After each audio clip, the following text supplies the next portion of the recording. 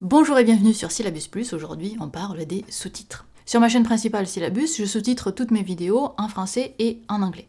Pour plusieurs raisons. En français, c'est pour les malentendants, pour les personnes qui seraient en apprentissage du français, il y en a quand même quelques-uns, et pour ceux qui regardent la vidéo sans son, parce que oui, c'est devenu une pratique maintenant. Pour ce qui est de l'anglais, c'est simplement pour rendre la vidéo accessible un petit peu plus à un public anglophone, et pour que les fois où je communique avec des youtubeurs anglophones, parce que ça m'arrive, que je puisse leur montrer mon travail aussi. Et je sais que depuis quelque temps, je commence à avoir des abonnés anglophones uniquement, qui ne sont pas francophones, donc peut-être que ça va se développer encore plus, la partie anglophone. Bref, tout ça pour dire que au fil des années, j'ai développé une méthode pour essayer de faire les sous-titres de la façon la plus rapide possible et la plus efficace possible. Alors les sous-titres français, c'est rapide, c'est les sous-titres anglais où il y a le plus de subtilité, et je vais vous montrer un petit peu cette technique, d'abord avec les sous-titres français, ensuite avec les sous-titres anglais, et c'est la méthode que moi j'utilise la plus rapide, enfin, que je fais utiliser à ma sœur, parce que c'est ma sœur qui s'occupe de faire les sous-titres, c'est pas moi, et j'espère que ça vous sera utile, et si jamais vous avez des astuces pour aller plus vite, je suis vraiment à l'écoute, mettez-les en commentaire, et s'il y a des choses qui ressortent qui rendent cette vidéo caduque, s'il y a des méthodes plus efficaces, je les ferai remonter, je les épinglerai en commentaire. Ouh, c'est dur le français. Et en description, je vous mets aussi le détail de cette méthode, comme ça quand vous reviendrez sur cette vidéo pour voir comment faire, vous n'avez pas besoin de re-regarder à nouveau toute la vidéo, vous avez tout le détail en description. Sur ce, voici comment je fais. Donc la première chose que je fais, c'est que je vais chercher mon script, je copie tout, et je le colle dans Notepad++. Et là, ce que je vais venir faire, c'est que je vais venir enlever toutes mes notes de production. Donc vous voyez, quand c'est en gras ici, c'est ce que j'appelle mes notes de production. Je viens écouter toute la vidéo en entier et voir si j'ai fait des modifications. Parce que souvent, au montage, il y a des choses qui sautent, notamment dans cette vidéo, il y a pas mal de choses qui ont sauté au montage, ou alors pendant le tournage, je décide que finalement, j'ai pas besoin de dire ça, ou je change un petit peu ma phrase parce que je la trouvais pas naturelle. Donc il y a toujours un petit peu des détails, et cette étape-là, elle est vraiment importante de s'assurer que ce que je dis dans la vidéo est exactement ce que je vais avoir dans mon texte. Une fois qu'on a terminé, qu'on a tout notre fichier bien propre, ce qu'on fait, c'est qu'on vient dans les sous-titres de la vidéo. Donc là, vous voyez, c'est une vidéo qui est déjà publiée, ma sœur a déjà fait les sous-titres en français et en anglais, donc c'est pour ça que tout est déjà là, mais donc je simule comment ça se passerait avec une nouvelle vidéo. Donc là on fait ajouter une langue, donc on viendrait ajouter a priori la langue pour l'instant qui est la langue dans laquelle vous parlez dans la vidéo, donc pour moi c'est du français, on va dire français Canada juste parce que le français là est déjà pris, et je vais venir faire ajouter.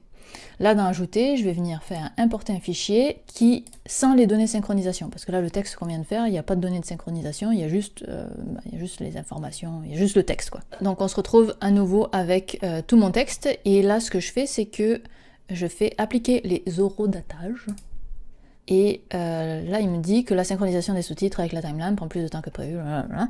Donc là, ce qu'il va faire, c'est que YouTube va directement lire mon texte et interpréter quand est-ce que je dis mon texte. Donc en fait, il va venir placer le texte au bon endroit. Et donc là, on le laisse faire sa soupe.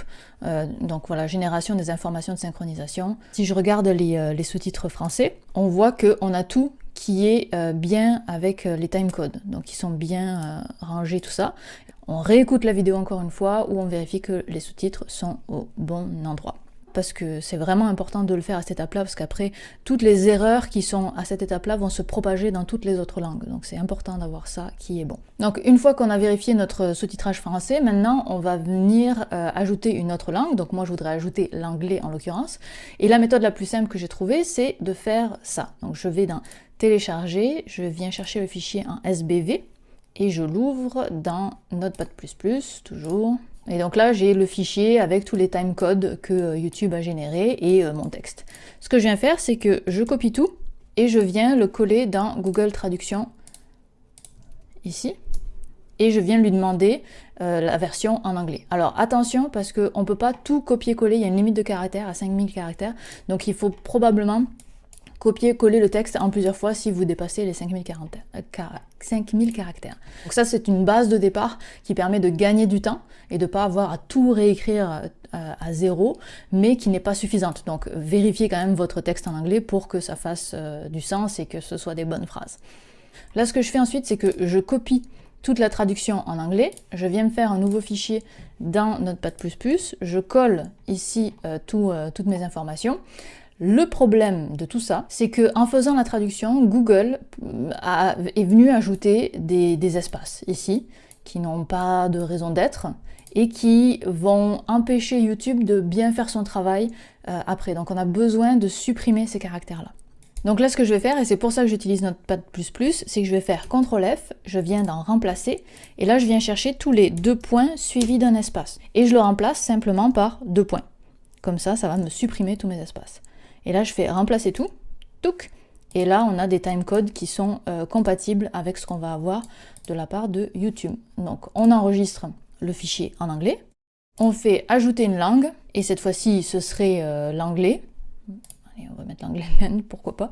Et je vais faire ajouter, et cette fois-ci, j'ajoute avec, je fais encore une fois importer un fichier, avec les données de synchronisation. De toute façon, j'aurais pas le choix sans les données de synchronisation, puisqu'il peut pas synchroniser deux langues différentes, évidemment. Et il me suffit alors d'importer le fichier que je viens de faire. Une fois que vous avez fait ça, vous avez vos deux sous-titrages de votre vidéo en français et en anglais, et c'est la méthode la plus rapide que moi j'ai trouvée pour arriver à produire tous ces sous-titres-là. Je pense que ça prend un bon 2 heures si on fait les 2 langues. Donc le français en général, ça lui prend une demi-heure de vérifier que, parce que mes vidéos font en général autour de 15 minutes, donc de vérifier que le texte que j'ai dit est le même que le texte qui est écrit, et puis après de faire toute la manipulation et de corriger l'anglais, ça lui prend une bonne 1h30 supplémentaire, donc on en est à du 2 heures pour faire des sous-titres à peu près. Évidemment, ça dépend de la longueur de la vidéo, ça dépend de la qualité du sous-titrage que vous cherchez, évidemment. Voilà.